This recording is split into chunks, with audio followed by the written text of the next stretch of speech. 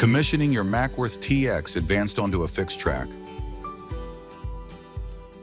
First, remove track safety components. Remove the safety bolt and end cap by releasing the securing bolt. Now remove the end cap. Next, remove the end stop by loosening the bolts using a hex key and slide it out of the track system.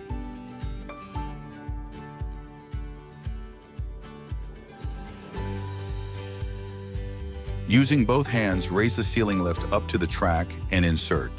Ensure to direction the charging beak in the same direction the charging dock will be installed. Next, insert the charging dock into the end of the track instead of the end stop at one end. This should align with the charging beak on the lift. Position the charging dock at least 1.5 inches from the end of the track and secure in place with the hex key. Reinsert the safety components. The end stop is not required when a charging dock is in place.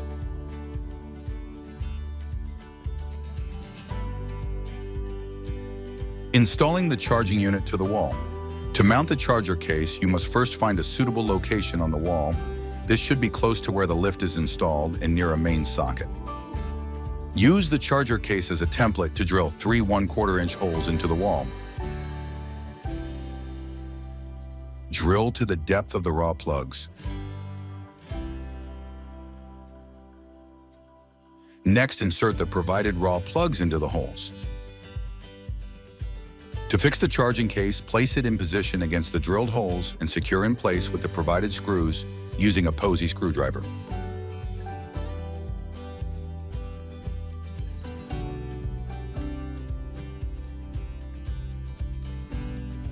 Now position the charging unit into the case and plug the charging cable into the nearby socket.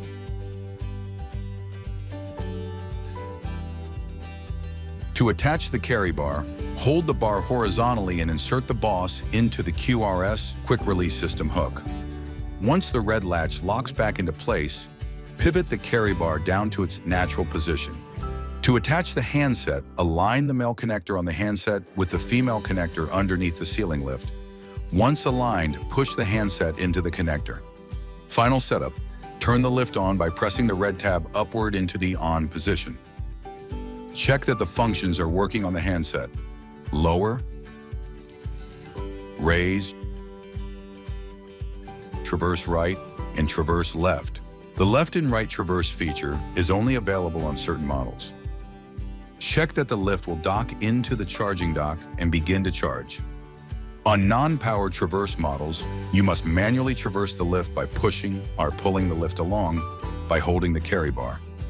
Check the emergency pull cord to ensure the power is cut.